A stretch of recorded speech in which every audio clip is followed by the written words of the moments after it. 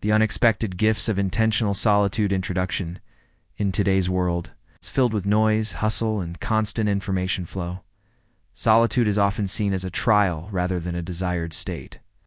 People frequently fear being alone with themselves, viewing it as a sign of weakness or social isolation. However, intentional solitude is a special art that can offer unique and unexpected gifts. It is not an escape from the world, but a conscious choice necessary to restore inner balance, unlock creativity, and deepen self-understanding. Intentional solitude is voluntary seclusion, a practice that allows a person to disconnect from external distractions and turn attention inward to their thoughts, feelings, and dreams. In this state, one can not only experience moments of peace, but also gain insights inaccessible in everyday life. This text explores the gifts intentional solitude can offer and why it has become so valuable in our times. Chapter 1.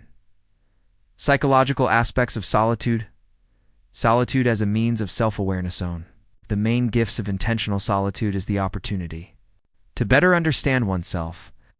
In constant interaction and surrounded by people, we often adjust to expectations, wear masks, and lose connection with our true desires and feelings. When alone, external noise fades and clarity emerges.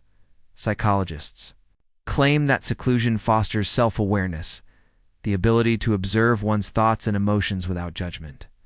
This helps identify inner conflicts, understand motivations, and reassess life priorities. As a result, a person becomes more authentic and harmonious. Emotional recovery. Modern life demands constant emotional effort work. Social obligations. Family relations. Intentional solitude acts as an emotional reset, helping to shed accumulated stress, anxiety, and fatigue. In solitude, can calmly experience difficult emotions, allow them to surface, and avoid suppressing them. This is an important step toward mental health and inner peace. Sometimes, even a few hours alone can restore emotional strength. The ability to listen to oneself when constantly surrounded by people and busy with external matters. The inner voice is often drowned out. Intentional solitude helps regain the ability to listen to one's true desires and intuition. As a result, decisions become guided not by external pressure or cliches, but by inner knowing. This leads to a more meaningful and fulfilling life. Chapter 2. Creative potential and solitude. Stimulus. For creativity, solitude is often considered a source of creative inspiration. Historically, many great artists, writers, and thinkers deliberately isolated themselves to create their masterpieces. Seclusion allows focusing, hearing inner images and ideas that remain hidden in the noise of the world. When nothing distracts, the mind works freely, forming new connections and unexpected solutions. The most original and profound creative works are born in this state.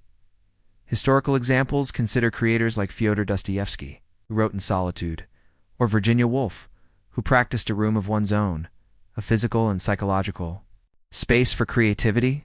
Many philosophers, such as Socrates and Montaigne, turned to solitude for reflection and writing. The influence of silence and calm silence is an integral part of solitude.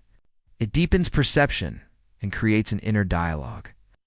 Without external noise, one begins to hear one's own thoughts, stimulating imagination and creative thinking. Chapter 3. The spiritual dimension of seclusion, solitude, and spiritual practices.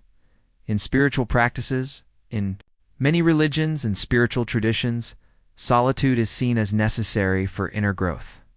Monks and hermits isolated themselves to cleanse the mind and approach God or higher truth.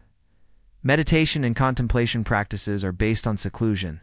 They enable one to delve into consciousness, find peace, and understand one's place in the world. Meditation and inner dialogue during solitude. A person can enter into dialogue with themselves, explore fears, doubts, and dreams. This is the path to self-awareness as a whole being, the search for meaning in the silence of solitude. Answers to the deepest questions often come: who am I? Why do I live? What is the meaning of my life? This search makes a person more whole and resilient. Chapter 4. Practical benefits of intentional solitude: increased concentration and productivity in seclusion. It's easier to focus on tasks and achieve results without distractions. Are many successful? People use intentional solitude for work, reading, or self-education. Opportunity for reassessment. Solitude helps evaluate the path taken, understand what is truly important, and plan the future. It is a time for self-reflection and change. Strengthening independence. The practice of solitude develops independence and confidence, teaches comfort with oneself, and removes the fear of loneliness. Chapter 5. Risks and mistakes.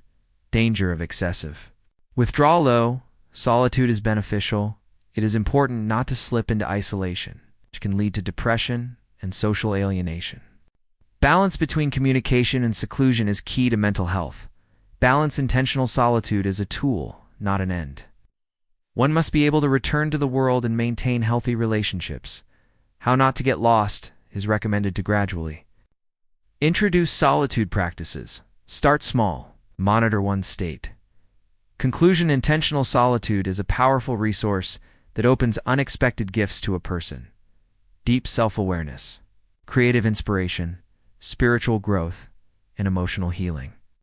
In a world of constant noise and activity, solitude becomes an island of peace and strength that helps better understand oneself and the surrounding world. If you want to experience these gifts, try to set aside time for intentional solitude. Be it a few minutes or hours a day, a walk without your phone, or solitary reading. The main thing is to be honest with yourself and allow your inner voice to be heard.